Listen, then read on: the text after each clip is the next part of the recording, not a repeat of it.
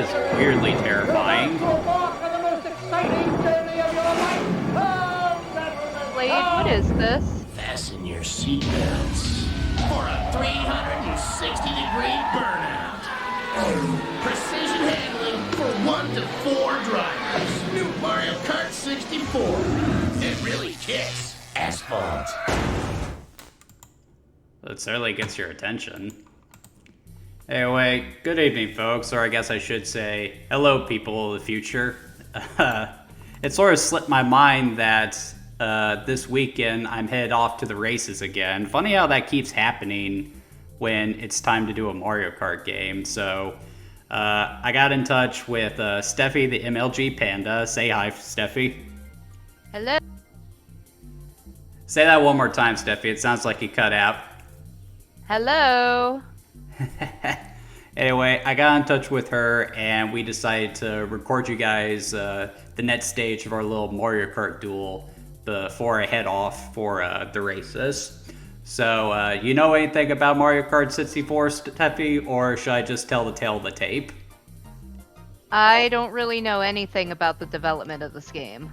Okay, so the year was, I want to say 1995, 1996, and the time of the 16-bit consoles was coming to an end, so the Super Nintendo, the Sega Genesis, they were all being phased out in favor of the new 3D machines. So Nintendo was setting their sights on the Nintendo 64, which they were intending primarily to be their first big 3D machine, which they knew was going to be the next major step in graphics technology, especially after they released Star Fox on the Super Nintendo.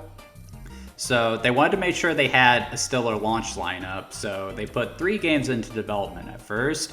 You had Legend of Zelda Ocarina of Time, Mario Kart 64, and Super Mario Kart R, R meaning rendered for the time.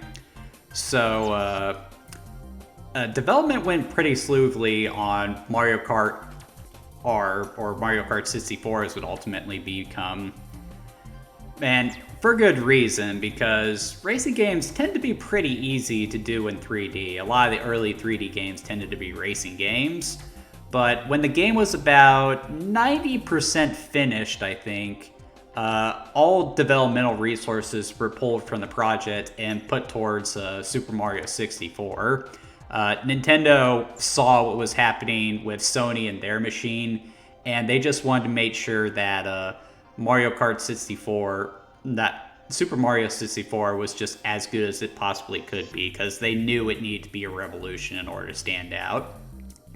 But once Super Mario 64 was finished, the team got back to work on Mario Kart 64, and it would launch not too long after Nintendo put out the Nintendo 64, and it immediately became one of the game's console's signature games. If you grew up during this time period, no N64 multiplayer night would be complete without a few rounds of Mario Kart. So, what do you have any memories with this game, Steffi? Not a lot. This was one of those games that we didn't have, but my cousins had it, and I remember playing it at their house a couple times. I know that this game was like super iconic. It was referenced a lot. And I do remember being scared of one of the levels. I think it was Banshee Boardwalk that had the bats and the booze. Little child me was terrified of that level. That's actually really funny, Steph, because that's exactly my experience too. Now, I grew up on the N64. That was sort of my introduction to gaming as a whole. And I remember playing Mario Kart 64 a lot. Like, anytime I had a sleepover with friends, anytime I went to visit the cousins, or anything like that, Mario Kart 64 always got played at some point. But weirdly enough, I never actually owned Mario Kart 64, at least back when the Nintendo 64 was relevant. It wasn't until the Wii came out with this virtual console that I would actually own Mario Kart 64 and put some serious time into it.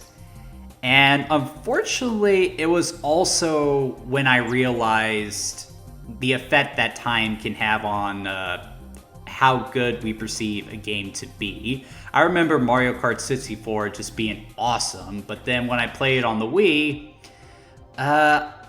it wasn't as good as I remembered, and it didn't hold up as well as something like Diddy Kong Racing, Crash Team Racing, or even Mickey's Motor Speedway USA, believe it or not. So, yeah, like, do you have any similar feelings in that regard? Steffi? Oh, did you lose me? I thought I did. Do you have any similar memories to that?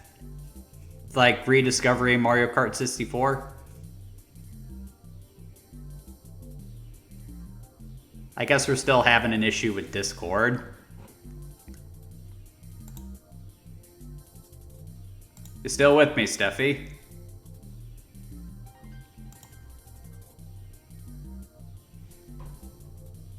Hello?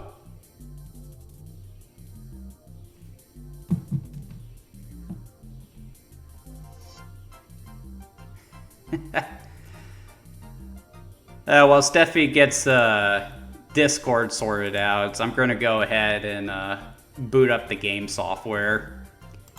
So how me and Steffi plan to play this game is via the Nintendo 64 on Switch Online. A lot of people might be crying foul, like you're saying this game doesn't hold up, shouldn't you play it on hardware? Well, I could do that. I do have a copy of Mario Kart 64 now for the Nintendo 64, and I'm always happy to get the N64 out. But if I want to play with Steffi, we have to play using the Virtual Console. So you guys are just going to have to bear with us on this. So going to go ahead and boot up the game. Hopefully Steffi drops back into Discord here soon. I'm here. There you are. Did Discord cut out on you again? Yeah, it seems to be an issue with me watching your screen share. So right now I cannot see your screen, so I'm just going to be looking at my own screen to play the game with you and see if hopefully that keeps it from crashing. Well, that'll work just fine. So we just need Discord really to talk anyway. Yeah. So anyway, I already gave people an introduction on how we're going to play the game, so why don't we go ahead and just get started? Yeah, let's do it. I'm ready.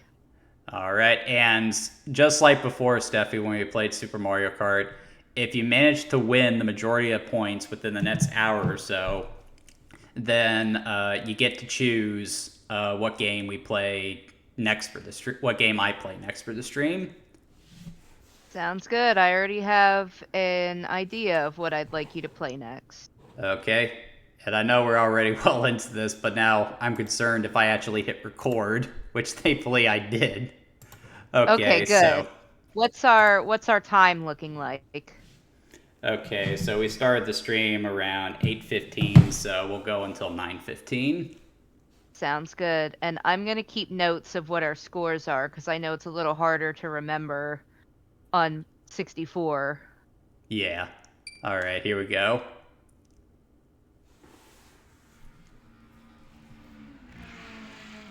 All right, dig that. I love the engines. That is really cool. And this you've got the fancy start screen. Yeah, so this is one of the all-time great title screens, I would say, because like I think the graphic design itself is just kind of basic, but there's a lot of energy in the still, and the music that accompanies it is also perfect. It's like something you would hear for like a live coverage of the European Grand Prix or something. And the proud proclamation by the great Charles Martinet of "Welcome to Mario Kart" is just iconic as hell. That's something they should have done for every Mario Kart game. I agree. It's like the Sega in the Sonic games. Hell yeah. And I love the music on this title screen too. That's just perfect.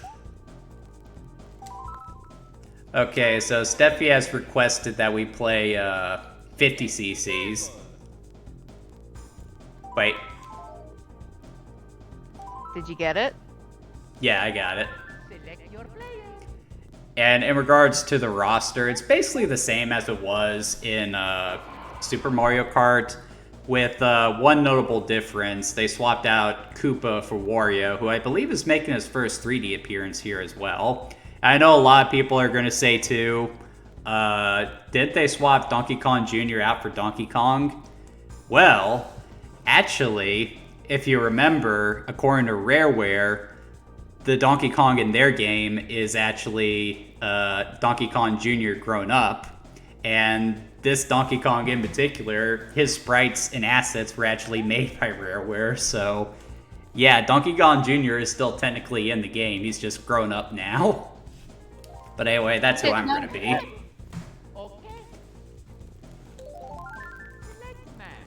So we're just going to go through as many tracks as we can within the hour. We're probably not going to get to everything, but we'll probably see a good chunk of the tracks.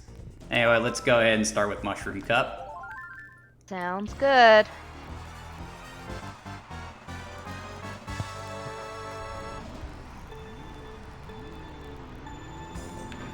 Yeah, still haven't quite figured out the perfect start for this game yet. It is very tricky. Okay, so the first thing we always talk about when we do these videos is control. And I gotta be honest, I feel like the control here leaves a lot to be desired. What do you think, Steffi? I wholeheartedly agree. I do not remember what it feels like to hold a Nintendo 64 controller in my hands. But I really don't like the setup on the Switch controller where you hold A to go, you hold X for your item, and you hold R to drift. And the drifting is incredibly tricky. It took me a lot of practicing to figure out when I need to start drifting. Yeah, honestly, with just the general control here, it always felt really floaty to me. It's like every time you go to steer, your back end slides out a little bit, almost like you're steering with the rear instead of the front like you typically would. And the drifting is just so finicky in this game that I don't even bother most of the time. Part of the problem I think the game has to do with the graphics too. If you guys haven't noticed, the levels themselves are 3D, but the character models are pre-rendered 2D sprites. And I feel that's part of why it feels so floaty, because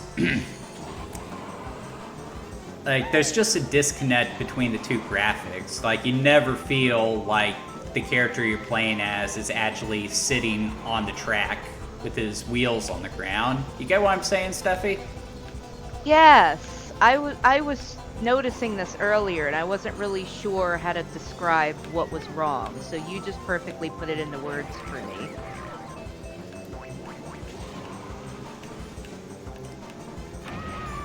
As for this, one of the big benefits of Mario Kart Go 3 was definitely in regards to the track design, though.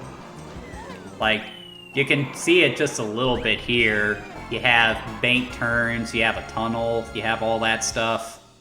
And it's really basic for this first track, but they do some really cool stuff with the tracks in this first Mario Kart 64. They do, and it's a big improvement from Super Mario Kart that mostly relied on extremely tight turns. Yeah, we'll talk about the individual levels as we get to them. Up next is Moo Moo Meadows. And those are some hokey-looking cows in the background. Have you noticed that, well, I really see it on Bowser's cart, but on his back, the bottom of the seat of his cart, it looks like a pair of eyes. Ha! That's actually the exhaust from his engine. Well, it looks like two angry eyes. It's very silly. Okay, so now we got to Moo Moo Meadows, which would go on to become a very common recurring theme for levels in the Mario Kart series. So this is actually where you see one of the first major instances of the design philosophy with the levels, that most of them seem to have a sense of risk and reward to them. And Moo Meadows is a good example of that. Like, you notice, like, these are some pretty wide turns here, and conventional wisdom would be to get as close to the inside as you can. But you'll notice that on certain places on the track, you have gopher holes. So you can cut through there if you can, but if a gopher gets you, that's going to send you skyward. And Like what just happened to me. yeah, so you Oh, darn it. you often have to run the numbers when you get to a point like that, which is something that a lot of the levels in Mario Kart have, I find. What do you think, Steph?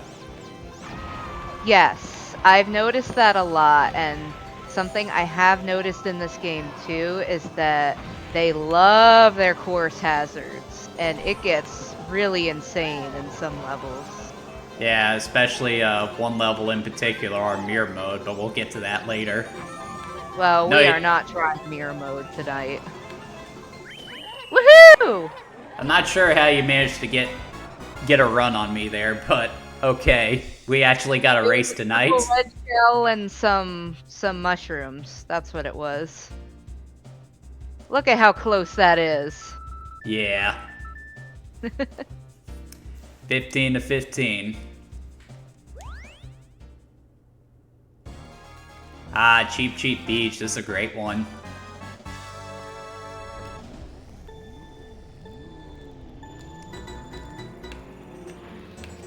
Okay, so gotta love a nice beach level. Like, a lot of people don't think about it today, but there was a time when professional racing did frequently take place on the beach, especially out Really? in California. Oh yeah. So, going to the topic of risk and reward, with this level, there are coves here, and crap. You see the tide going in and out like that. Now, if you time it right, you can actually cut under the water line and shave some time off your lap. But if you time it incorrectly and you actually get caught up in the water with it going over your head, then that'll be the equivalent of, say, falling into a bottomless pit. Lakitu there will have to come and get you out, and that'll set you back pretty far. And you saw earlier me attempting to take the famous shortcuts. There's a ramp that leads into a cave, and you need a mushroom in order to get in there, but just because you have the mushroom doesn't necessarily mean that you're going to make it, because you gotta angle it just right in order to get through there. So you not only have to worry about the water line, but you also have to run the numbers when you get a mushroom. Think about whether it's beneficial to immediately use it, or if it would be more beneficial to save it and try to take the shortcut. It makes for a great level. What do you think, Steffi? Yeah, I think it's pretty neat that you have that option, but I do feel like it's just too much risk because it's really hard to make that jump. So I don't even bother. But it's nice to know it's there. Gonna try again. Yes! I made it! Well,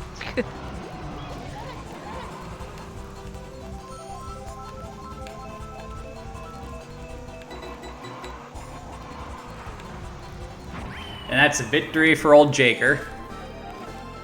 nice. Yeah, That's- I had a feeling that I'd have trouble keeping up with you tonight just because you're a lot better at this game than I am. Yeah. I just have a knack for racing games in general. It's kind of in my blood. I am a Hoosier after all. Yeah, but I always beat you at Mario Kart 8. Hey, now, you don't always beat me. Nah, I beat you when it counts. Screw you, Steffi. Calamari Desert. This was a childhood favorite of mine. Honestly, I prefer the Mario Kart 8 version of this track. Now, this track could have been very boring, just a big empty desert. I mean, what fun would that be? But they definitely have fun with it with the train, which weirdly enough doesn't have any coaches in multiplayer here. That's a little strange. Does this one have coaches? No, it doesn't. Not in multiplayer, because it usually does in single player. And what's annoying about it is that if the train is crossing your path and you're not going to be able to pass it, you have to stop and wait for it. Ah, but what you should try to do if you think you can't make it, Steffi, is not necessarily a stop, but just kind of let off the gas and roll a little bit. That way, when the train is out of the way, you can just get back on the gas and keep a little bit of momentum going. So again, it plays into that idea of risk and reward. Like, you see that train come in, and you run the numbers. Can I make it? And if you come to the conclusion that you can, you go for it. But if you can't, you need to let off the gas and roll, like I said. But if you do either wrong, you're probably going to slam into the train, and that's going to set you back a little bit more. Yep. Oh, another thing that I think is really silly in this game, if Lakitu saves you while he's bringing you back to the course, if you're holding the gas, you can spin out before he brings you down, which slows you down even more. Yeah, that's definitely something that would be punishing to new players. It also kind of goes against human nature too, doesn't it? It really does. I guess we should talk about the item usage too. Like, it's definitely been given more significance here, especially if you're playing in single player, where the computer players are just able to easily stay on top of you. So it almost becomes a game of combat racing where it's required that you use the items to keep them at bay. I'm not a huge fan of that. I've always preferred putting emphasis on like stellar driving in addition to the item usage. What do you think, Steffi? Is that a good change or a bad change? Hey! Damn, Steffi. You really want to win there. I'm glad we got that on video. That was great. That was awesome. I wasn't sure if that was going to work. Anyway, to answer your question. So, my first experience with racing game was Mario Kart games. Yeah.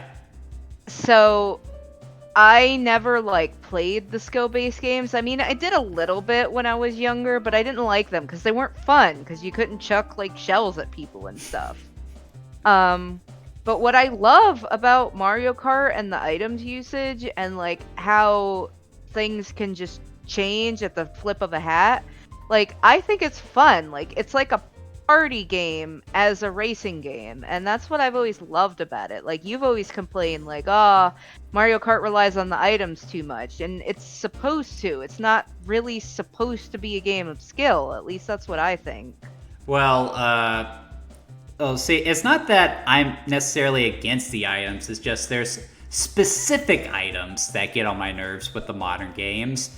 I really get annoyed with the lightning, and I really get annoyed with the blue shell, especially in modern games, because the blue shell is really only there for a person in the back of the pack to punish someone at the front of the pack. But it can be really frustrating.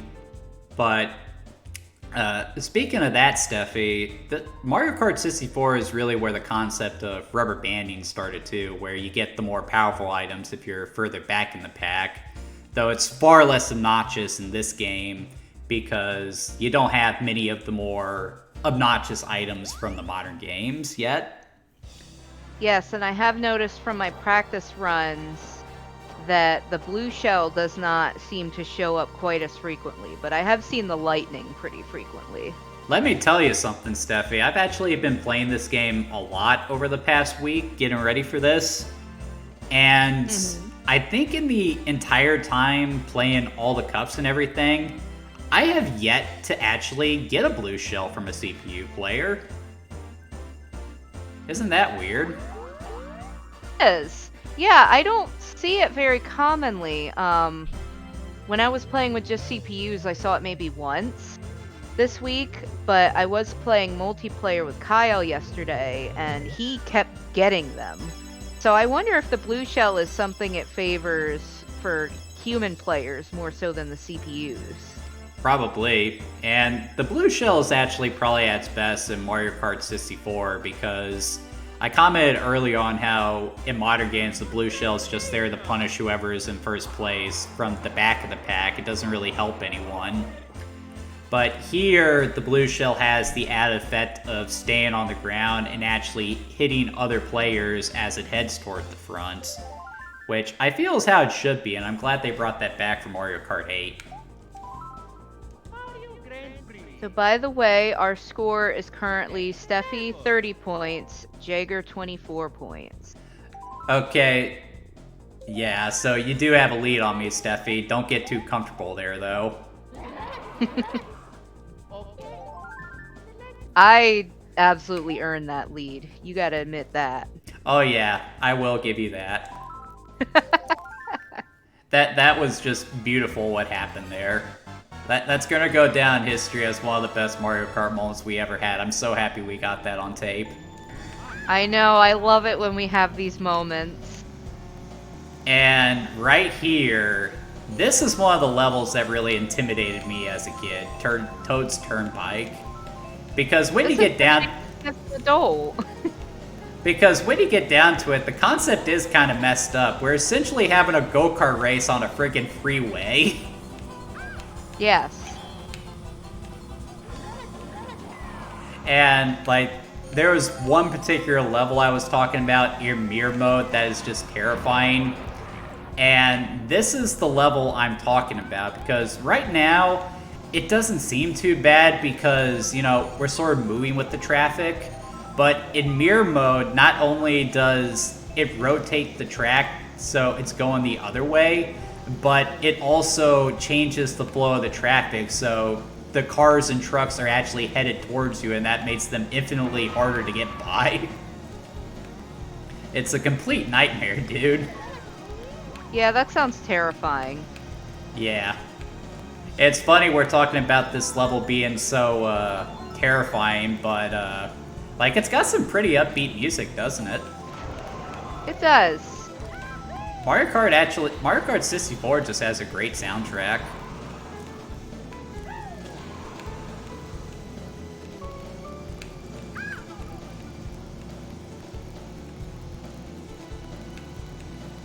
I'm not talking too much during this level because I'm really focusing, so I apologize for being so quiet. That's alright, Steffi. We're both focused right now. We're just trying to put on a show for the people. Oh, yeah. Like, I'm looking at your screen at the bottom, and I'm seeing DK's character model at a distance, and it looks like he's turning. And that's another one of the aggravations with the pre-rendered characters. Like, they only have so many angles of them, so if you rotate the character models, it looks like the characters are wobbling back and forth. So you just don't get the sense that it's a 3D model. It just never worked. From what I understand, they originally wanted to use 3D character models, but they decided during development that 3D models would just be too taxing on the N64, especially if they wanted to have all 8 of them racing at once. But that's a little laughable today, considering that Diddy Kong Racing and Mickey's Motor Speedway USA all had 8 players racing at the same time. And they had games like F-Zero X, which had 30 players racing at the same time, in addition to running at 60 FPS, so... yeah, sort of dropped the ball on that one, didn't you, Nintendo? Playing it safe. And I don't think it was a terrible decision. This game still did very well. Yeah. And it was a very early N64 game, so they probably were just testing the waters crap. Ouch, I saw that. Looks like you got me on this one, Steph. That was a close race, though. I wasn't too far behind you for most of it. It's not over yet. No. And You got sometimes on this track, like, the RNG can really screw you over because I've lost from getting stuck behind, like, two of those big box trucks that are right next to each other, and there's no way to go around or in between them, so you just have to hit them. Yeah, and I swear some of those cars aren't staying in their lane. Oh, no. Well, I mean, that's a highway. That's normal. They'll be moving around.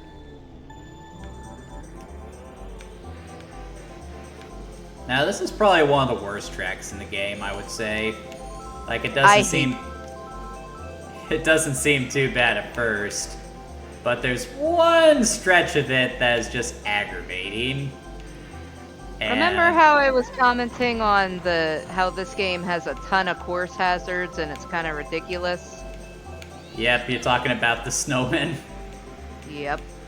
Yeah, that section with all the snowmen there is just really difficult to maneuver through here because of the nature of the controls.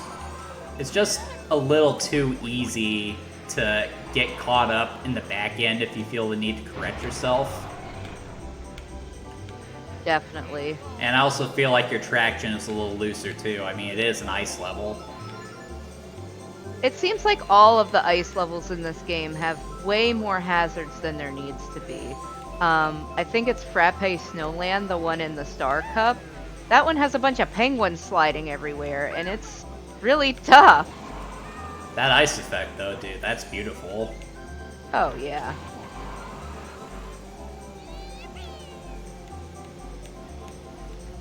Now, when you get hit with an item, like that animation of the cart just tumbling through the air, you ever feel like that's a really violent image?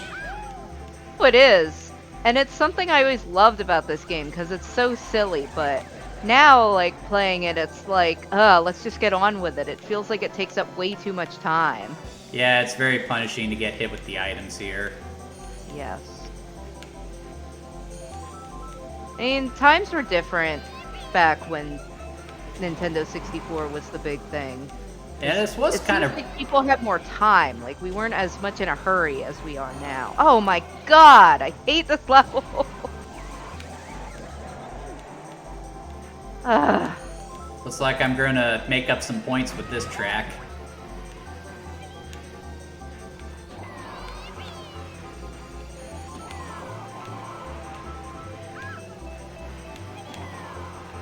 Yeah, I definitely do get what you're saying, and like Nintendo was also taking their time with certain games at the time to make sure they were as good as they could, because they knew the jump to 3D was either going to make or break whatever they put out, which is why they reallocated so many resources to Super Mario 64. There were actually only two launch titles for the N64, Steffi. It was Super Mario 64 and Pilot Wings. But, like, if your launch title is Super Mario 64, you have done something right. Oh, yeah. And like I said, it wasn't long before Mario Kart 64 came out. And then it was followed by a bunch of other quality exclusives too. Here's another favorite track of mine. I like Cocoa Mountain. Not a lot of risk and reward involved with this track in particular, but it's just a fun rally style racetrack. I like it. That hit you. Yeah. You're gonna pay for that stuff. Definitely some tough turns here though. Yes. And you want to be sure you hit those slopes at a specific angle, because if you're too far to the side, you'll hit the walls and that'll cause you to tumble.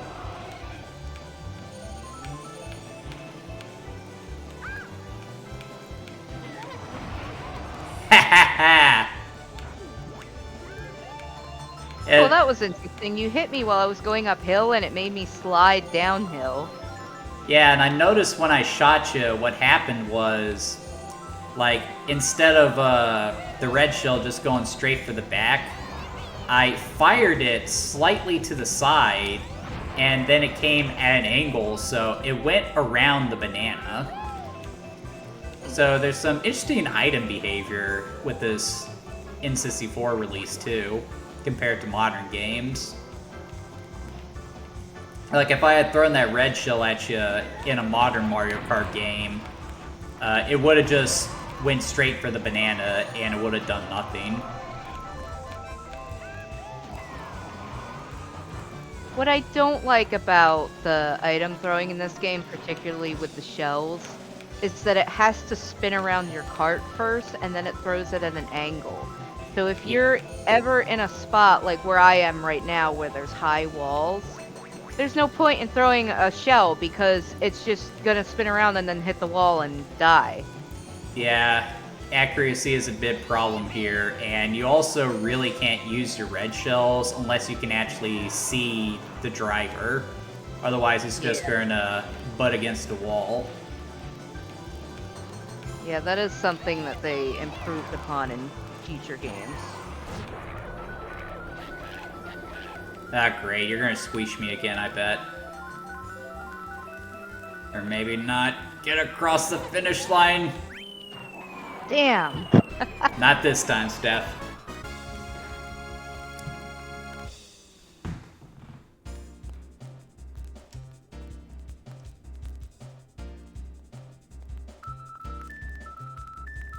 Like, it just looks really silly when you're looking at the characters from the front there. They don't even have drop shadows from the front.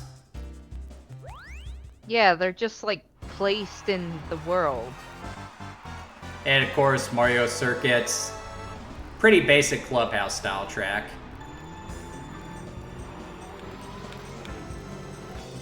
Da da da da da da da da da da da da da da.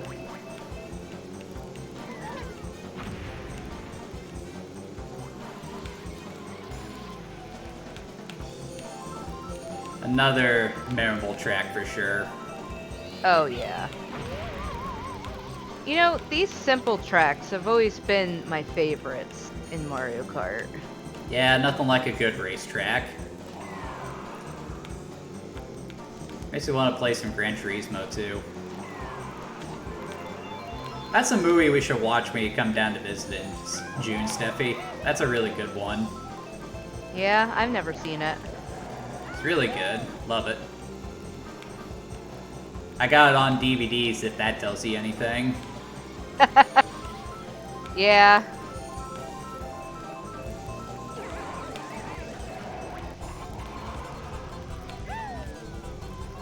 Looks like you're having a hard time back there, Steffi. I am. I'm not great at this track.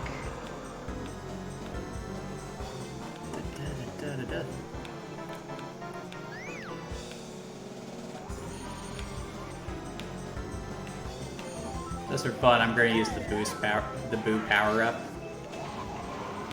It makes you invisible for a short period of time, and it also steals an item.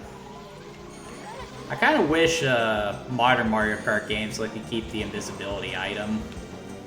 In modern games, Boo just steals your item, and that's it. Yeah, the invisibility is cool. It makes you invincible temporarily too.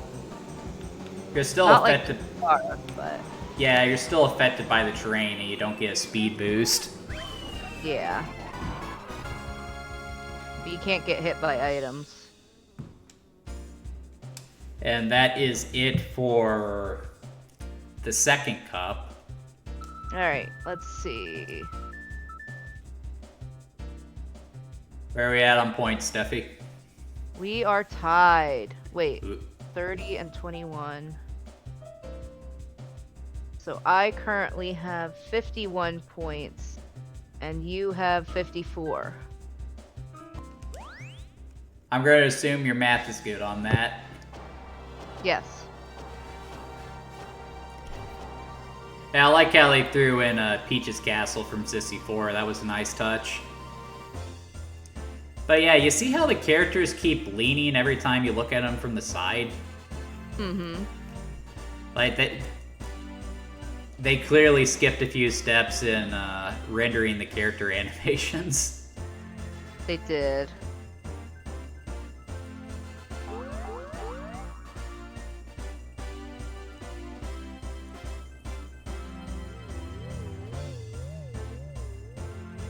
Yeah, I think we'll have just enough time to do this next cup. Yeah, I think so. Yeah, in the next 2 cups, there are some tracks that are like really long and kind of drawn out. And I don't know why they made that decision. I hope it's my favorite track that's next. I think it is. The Wario one. Oh yeah. Yeah, but that's one of the ones that's like really long. That seems like it doesn't need to be as long as it is. It just flies by though for me. Still gonna be Donkey I wish Kong. I was having that much fun playing this game. Yeah, Wario Stadium, baby. And I think our last track is gonna be Bowser Castle. Yep.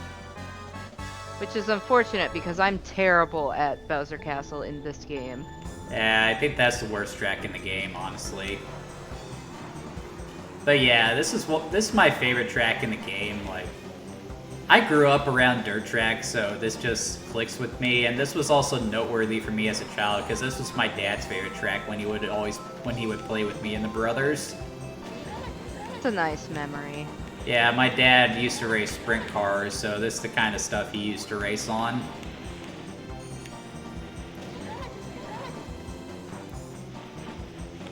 This weekend, though, me and him are going drag racing, and we're also heading up to Winston-Salem in North Carolina to check out a pavement track that's up there.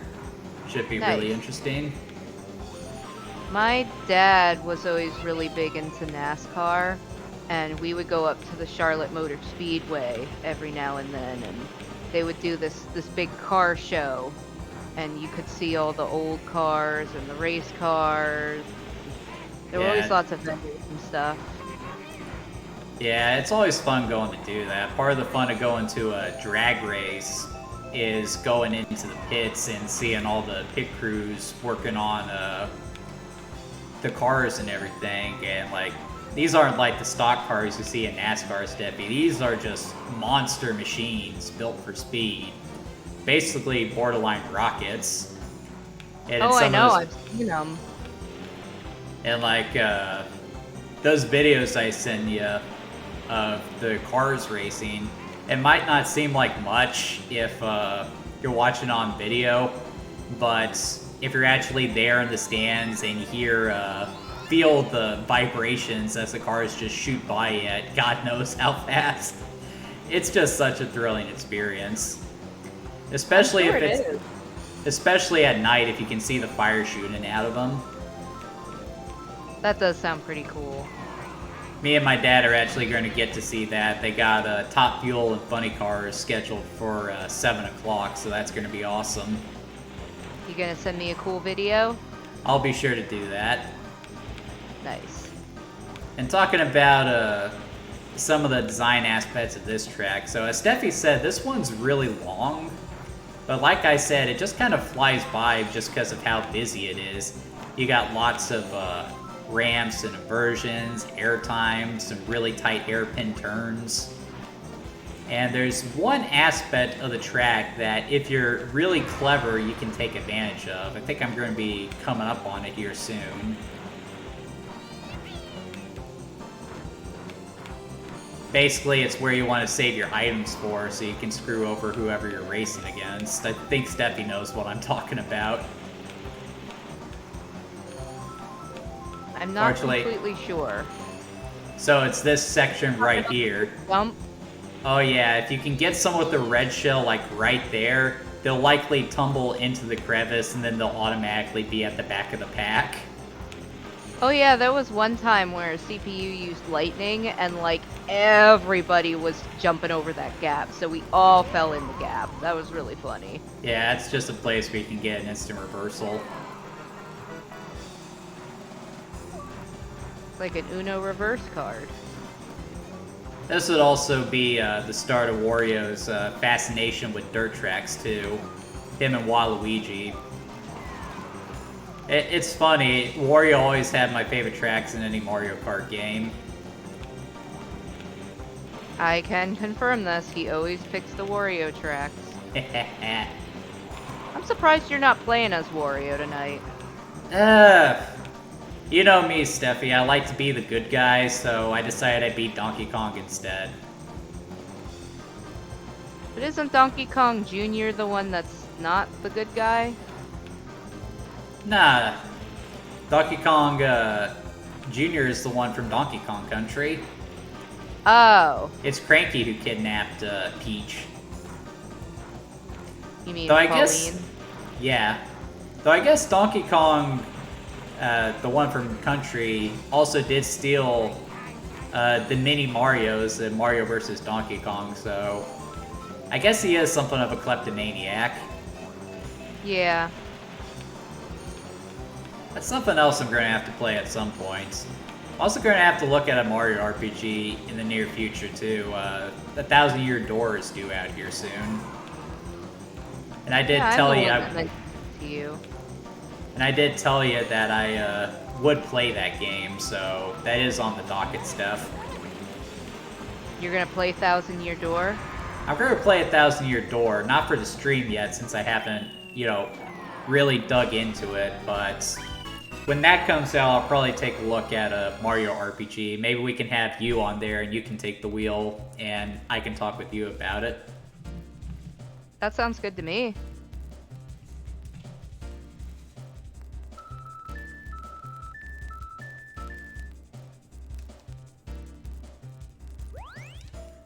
And of course I won that one because I always win at the dirt track. Mm-hmm. And here's the level so you were talking about earlier. Yeah, another ice level with dumb hazards. Yeah, the penguins. Ha! Right out of the gate. Yep. Yeah, the penguins are definitely the main hazard here, and also the slippery slope too. And there's some risk seeing if you can jump the cracks a little bit, but other than that, it's a pretty basic level. And I know you don't like this level, Steffi, but you gotta admit, that ice looks amazing for the time. Oh, it does. It looks beautiful. I love driving on it. I just hate driving on it. Yeah, the N64 was rocking that power. It just, you couldn't hold shit on those cartridges. That was its biggest detriment. There was just no memory space.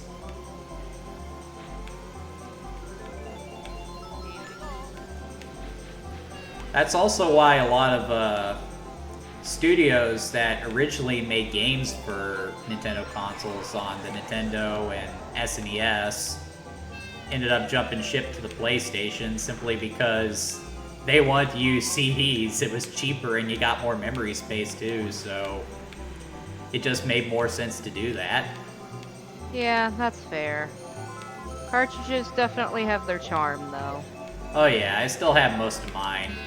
I want to get a all-in-one card from Software Seconds so that I can retire my cartridges, not, continue to use them, because eventually they are all going to go bad on me.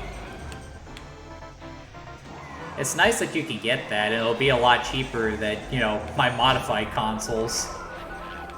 Yeah. Have I ever told you how much I spent on getting my Saturn modified, Steffi? Yes, you did. Let's not say that on camera because I don't want my mom to ever find out about that. Well, if she hears this, she's definitely going to ask you about it. Yeah, well, I'm not going to tell her. Alright, you hear that, Mama Newman? I've always thought about having her on the stream, too. One idea I've always had is having her come on to play Conker's Bad Fur Day with me. Now, that might sound silly to you, Steffi, but the reason I want to do that is because my mom actually prevented me from playing Conker's Bad Fur Day when it first came out. And I thought that would be a fun way to have a dialogue on, the parent's role in exposing their child to video games, actually making sure they're playing something that's appropriate for their age. I would love that. I remember you telling me that story. How old were you? Oh, man. That would have been 2001, I think. So I was born in 94. I had to have been like 6 or 7 years old at the time. Can you imagine me popping that in at that age? No, I would hate for any kid that age to play that game. Yeah, you would know about that, Steffi, but we're not supposed to talk about that. Yeah. Here's another great clubhouse-style track. Royal Circuit. Waiting for precisely the right time to use this, which is right now. Oh, you almost hit me. But what I don't like about this track is how easy it is to miss the big ramp. And if you go past it, you gotta reverse and turn around. What, you mean this ramp? Yes, it's very easy to miss this ramp. I've never missed this ramp before. Well, normal players of this game, it's very easy to miss this ramp. That's a good response there, Steffi. Thank you. It's really this last turn that I feel is the big issue. Because if you slide too far to the right, just a little bit, you tumble over the side and into the water. You mean the left, but yeah, that's annoying. I always fall off that one hill leading up to that turn too. And then have to do a drive of shame through the grass.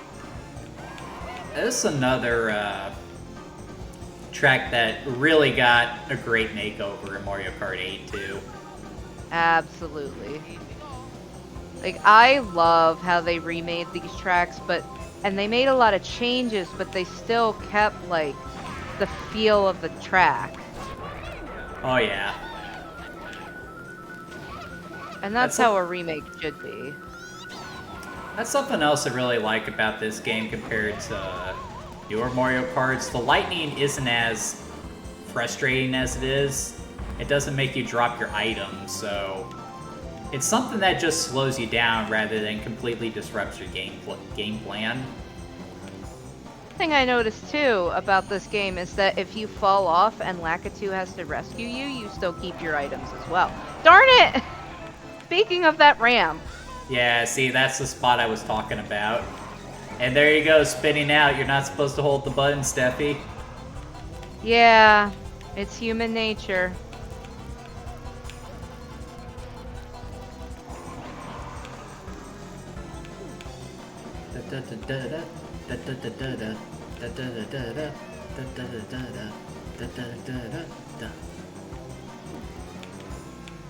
Well, I guess we won't be playing my choice anytime soon. Well, I'll tell you what, Steffi. I know you've had a long day today, so...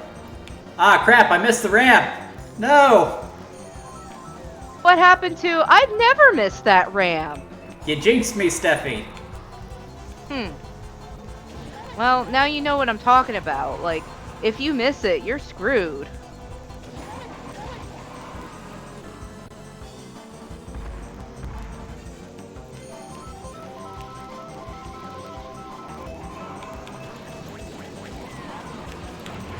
Ah, no! Oh, no, you don't! Don't! Through it, Steffi! Yes! Ha! Well, we both ranked out, so that's game.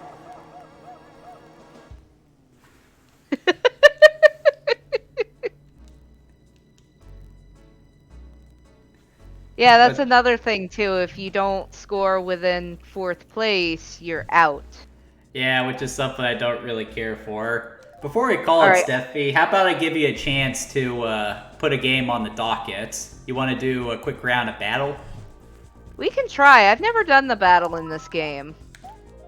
For the record, I was not able to record the scores because I thought they would show them to us when we got the game over screen. But we'll still say that Jaeger is leading, because he was, so. As is usual. No. At least we're playing this game. Okay, so I'll let you pick the stadium, Steffi. Well, that's good. Double deck. Double deck, this one? Yeah, and this is the balloon battle. Yep. By the way, on my MLG Panda channel, I did have some videos of us playing Mario Kart 8. I think those are still up. So you can put a link in the description for our viewers to check those out. I may just do that. Where are you?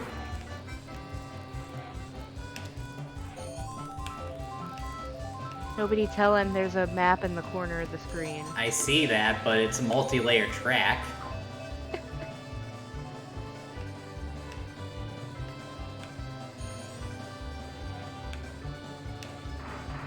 Trying to get a beat on your location. Do you have a time limit? I don't think so. Maybe this wasn't the best track choice. No!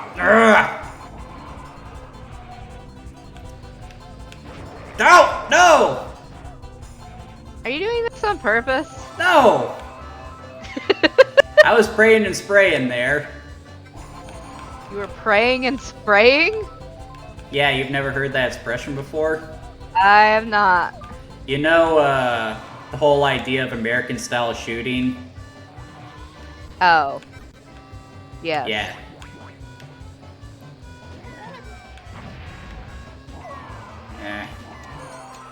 Oh! Oh, that's game. Okay, Steffi, so you lost the race, but you won battle mode. So that means I'm not going to play your game next, but I will save it for the next time I have a free day. So why don't you tell the nice people what game you were going to have me pick? My choice was Glover for the Nintendo 64. You know what? I've been meaning to revisit that one. That's a game from my childhood that I've been meaning to look at. And I think they got a copy over at Software Second, so I'll be sure to go and pick that up. That'll be fun. I only played that title a little bit, but it was very silly. Yeah, but anyway, we should give our final thoughts on Mario Kart 64. So, big question, Steffi. Does Mario Kart 64 hold up? Is this the best game in the series that so many people claim it is? No. I would say this game does not hold up. It's like I don't know how to describe it, but the controls are just very weird. It took me so much practicing just to get drifting down. And even today, like, drifting was still difficult, and there's just a lot of fixes that they've made in later releases that are just like the standard way to play Mario Kart, I think. And while this game was fun, this was a fun experience, I get burnt out playing this game because it's exhausting and it shouldn't be that way.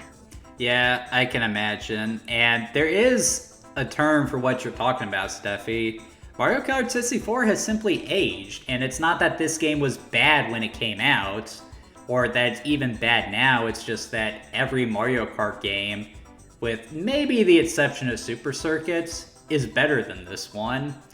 And, like, there are still people who maintain that this is the best Mario Kart game. And I find that laughable now, considering Mario Kart 8 Deluxe, with how tight the controls are, how balanced a lot of the items are, the online play, and just the sheer volume of content that game has now. Like, Mario Kart 64 just can't keep up anymore.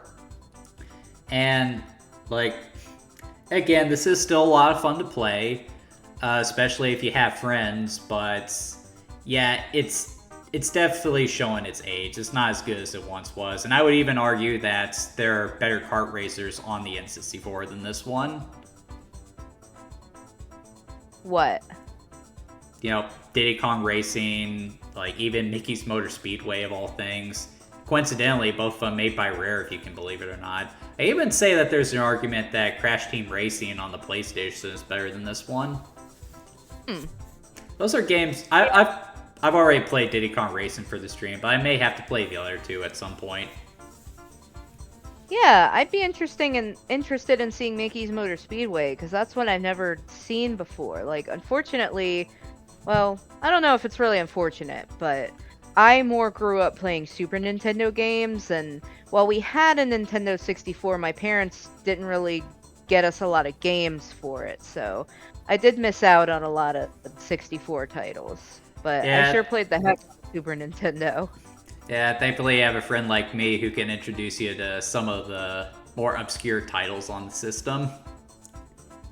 It is much appreciated.